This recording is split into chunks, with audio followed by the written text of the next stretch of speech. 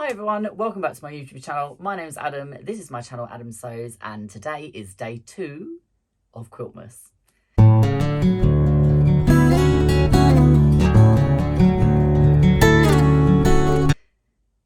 Now I would just like to say a huge thank you to everyone that is involved with Quiltmas this year. The 12 collaborators, in total 11 others besides me, are absolutely amazing. They have brilliant YouTube channels. If you don't already know them and you want to be involved with Quiltmas this year and to do the entry so that you can win one of the 12 quilted projects that's been made by the 12 collaborators this year, then stay tuned. A list of all of their YouTube names will be in the description box below, and I will go through with you in a moment what I have made for Quiltmas this year.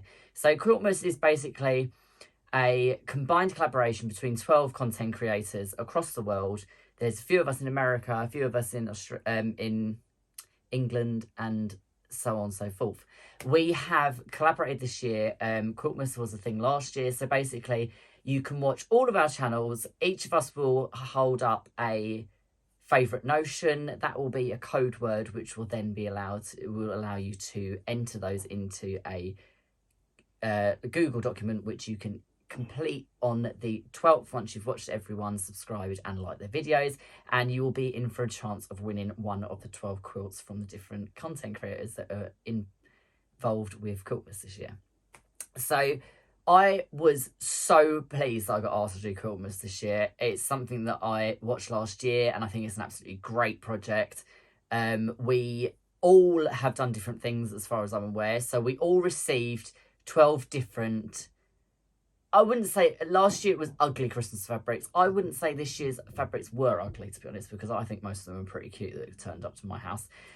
So we all basically have to make something that is quilted using the 12 fabrics that we got in total, and something that we can showcase all 12 fabrics in, basically. So I chose to do a table runner, and I used my own pattern that I sort of made up as I went along. I am going to insert some footage of how I made one of the blocks in a moment, and I will go through that if you want to make it at home yourself. But if you want to be in with a chance to win in the table runner that I made, you can fill out the Google document, fill in all the different notions that we all hold up, and that is how you enter, basically. So there will be a list of all of the entry requirements and stuff in the description box below. And I would just like to say a massive thank you for coming over to my channel and watching. So I will quickly grab hold of the table runner that I made, and I will be back in 2 seconds to show you what you could be in for the chance of winning.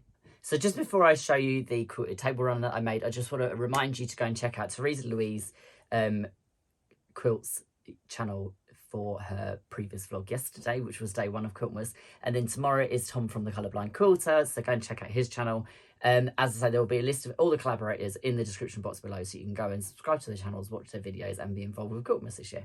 So I made a table runner. This is my own pattern. I made it using all of the different fabrics, and it basically is different wrapped presents or gifts, however you'd like to call them. And then there is included is some little balls, which are also part of the table runner.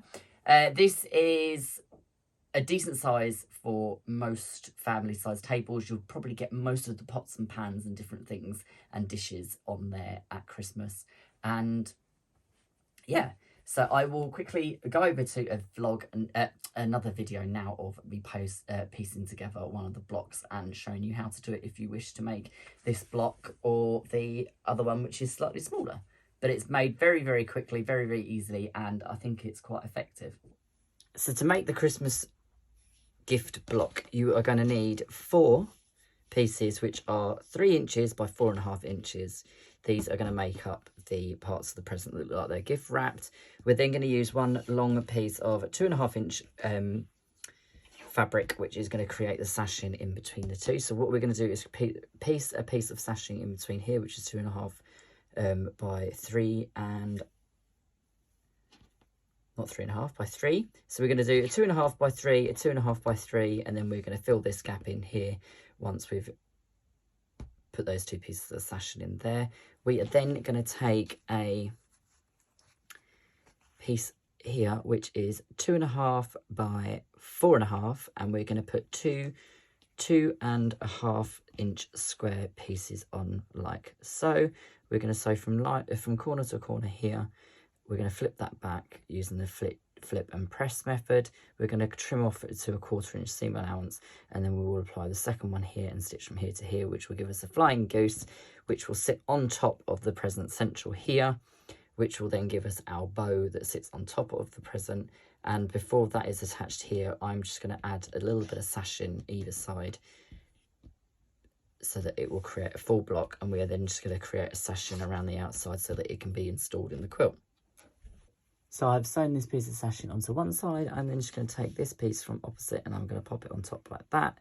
And then I'm also going to sew a 1/4" seam here, along the same with the bottom one. I'm just going to finger press that open and pop this one on here and stitch that, and then we're going to sash them together in the centre. So we're now going to pop the centre sashing in, which is a 2.5" by 10" strip here. So we're going to sew that one onto there, flip it back, and then sew that one onto there and flip it back. And that is going to give us our main present. Then we'll move on to making the flying goose that will sit on top of the present here. So now we're going to create the flying goose that will fit on top. So we're going to take our larger piece of blue fabric here, which is the background, and I'm going to sew from one corner to the other. I'm going to flip that back, and I'm going to just finger press that very gently. I'm then going to put the other piece on here and sew from corner to corner.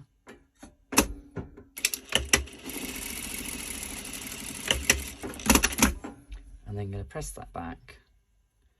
I'm going to give it a quick press with the iron, and then I'm going to trim off our excess underneath, which is going to give me the bow that will sit on top of. So I've trimmed off my excess underneath here, leaving myself with a 1/4" seam allowance. I'm then going to take my bow piece and I'm going to add a 2.5" by 3" rectangle to each side.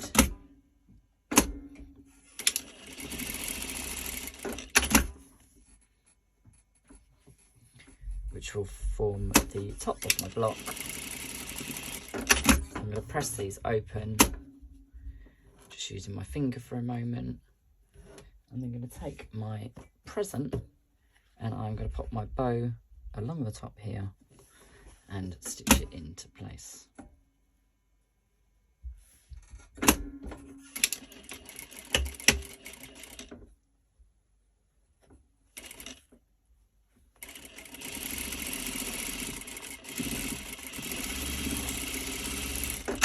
I'm going to trim my block down so that it all matches up nice and square, and then I'm going to put some sashing on each side, which will then allow it to be incorporated into the quilt design of your choice. So this is the finished block, of which is what the quilt is made up from. And if you would like to make sure that your seams are nice and flat, you can use your favourite notion, which is a clapper. So thanks for watching, thanks for tuning in. Make sure that you watch Tom from the Colourblind Quilter tomorrow, and you go back and watch Teresa Louise quilts from yesterday. Join in the Quiltmas fun and follow all of the other YouTubers that are collaborating over the 12-day period to bring you this year's 12 days of Quiltmas. Thanks for watching. Hit the like button, hit the subscribe, and I'll see you all soon. Take care now. Bye.